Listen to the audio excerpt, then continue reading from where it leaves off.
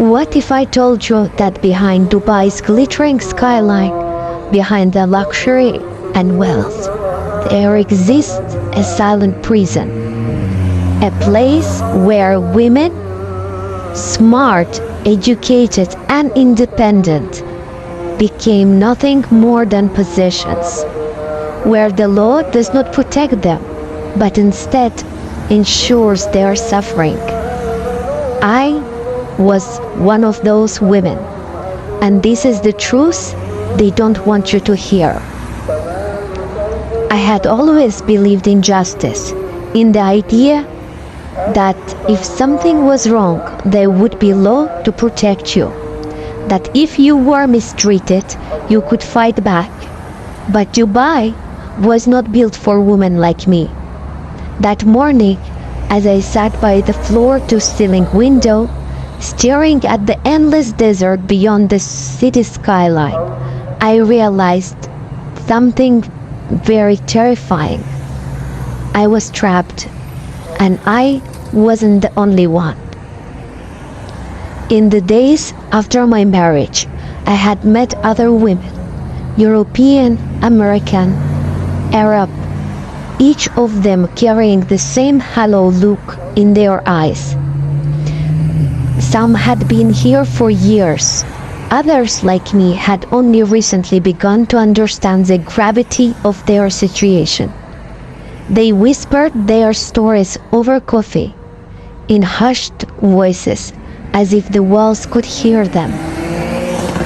One woman, Sophie, a French expat, had married a wealthy Emirati businessman, just like me.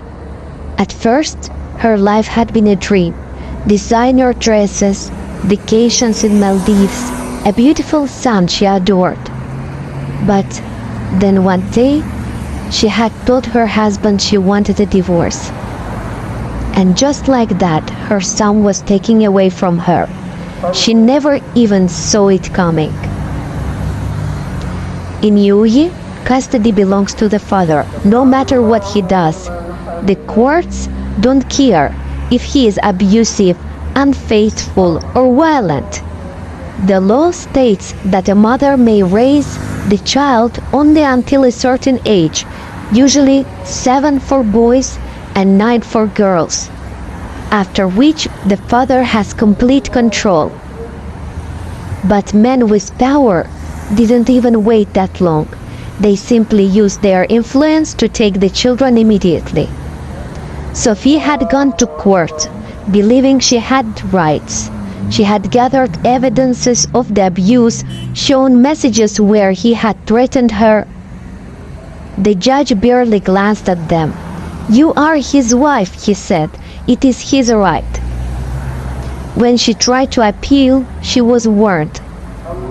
If she kept fighting, she could be arrested for rebellion against her husband. She had no choice but to give up. Her son was taken to his father's family home, raised by people who despised her, told that his mother was an immoral woman who had tried to destroy the family's honor. Sophie wasn't allowed to leave the country. Her husband has placed a travel ban on her, another law designed to keep women obedient. "Do you understand now?" she told me another day, gripping my hand so tightly it hurted. "There is no way out. If you leave, you lose everything. If you fight, you lose everything." The more I learned, the more I realized how deep the corruption ran. Every judge was a man. Every lawyer who mattered was a man. Every decision was made by a man for a man. Women who reported abuse were dismissed unless they had the evidence. And even then, the evidence had to be nearly impossible to obtain. "Did your husband hit you? Where's the hospital report? Where's the police witness? Did he rape you? Do you have 4 male witnesses to confirm it?" If a woman reported marital rape, the law did not even recognize it as a crime. He is your husband, the judge would say. It is his right. When women who spoke out were accused of defaming their husbands, which was the crime punishable by imprisonment. If a foreign woman tried to leave, her husband could block her from traveling. If she took her children, she would be charged with kidnapping. If she refused to obey, she could be arrested for disobedience. It is a real legal charge used to control women. And if she was raped by someone other than her husband, then she could be accused of extramarital sex and jailed. There were stories of women tourists even who had gone to the police after being assaulted, only to find themselves arrested instead of their attackers. That was the reality of women in Dubai. It did not matter if you were European, Arab, or anything else. The moment you became a wife, you belonged to your husband, and the law would never protect you. I thought about women I had met here before. Some were like me, foreign wives who had once believed in love, only to wake up in a nightmare. Others were local women, born into this system, raised to believe it was normal. They never spoke openly, but when our eyes met, I knew they understood. They knew what it meant to be trapped. That morning, as I sat by the window, I made a decision.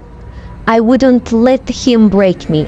I wouldn't let this system to break me.